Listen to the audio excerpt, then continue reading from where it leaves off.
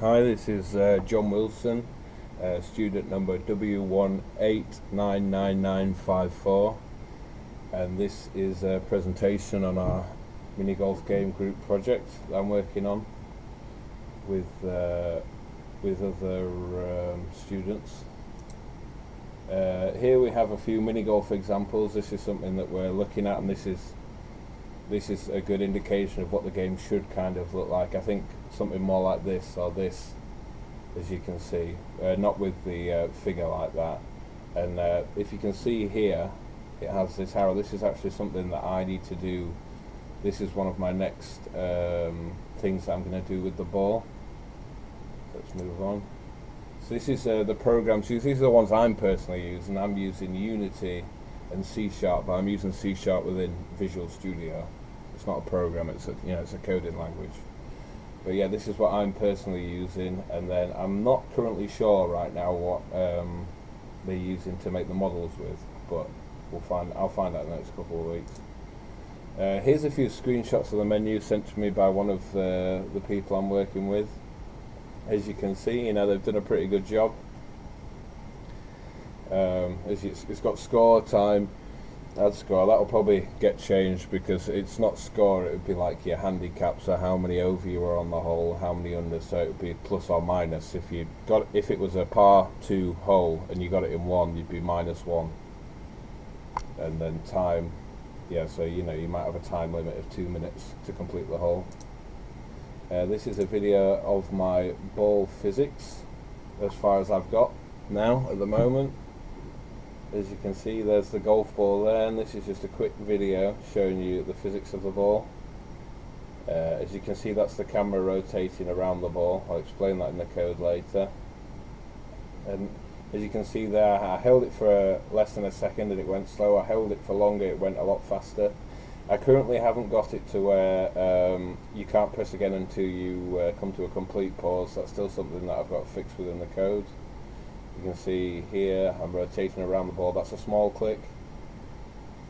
Reset the ball here so you can see. Here's another issue that I'm coming up with, but you can see like it's got full collision with that cube object there. That's one of my problems there, is where the camera does. I want it so that the camera will zoom in on the ball if it gets behind an object, but hopefully I'm able to fix that.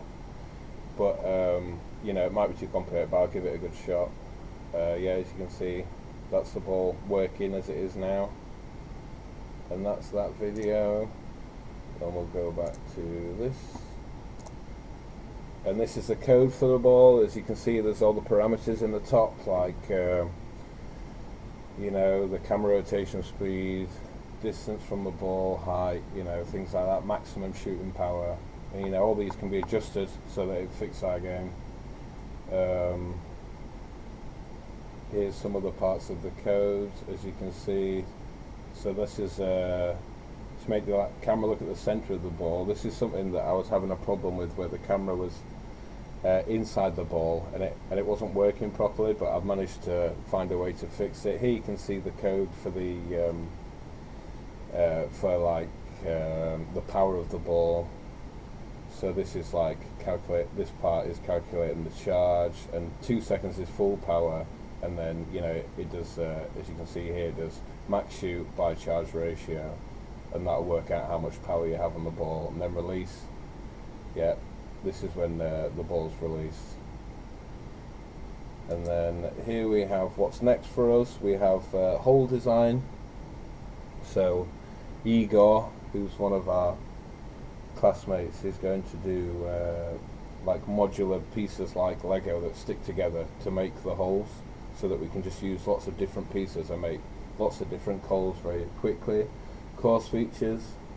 Another member of the group is going to hopefully have a working windmill that we can use. That can actually be like to stop the ball going through like a small hole. That's one of the things that we've got to do. Finishing the ball code. I need to fix the ball so that I want you to be able to see how much power you've put on the ball. So like put a charge meter on it. So as I have an arrow, and as the arrow gets further away from the as the arrow gets further away from the ball, you can see that you've put more power on the shot. And then we've also got to put all of our different parts together, so that so there's Igor's parts that he's been working on, there's the UI, and then there's obviously my ball physics, and then we need to like make a coherent game that works. And that's it. Thank you very much.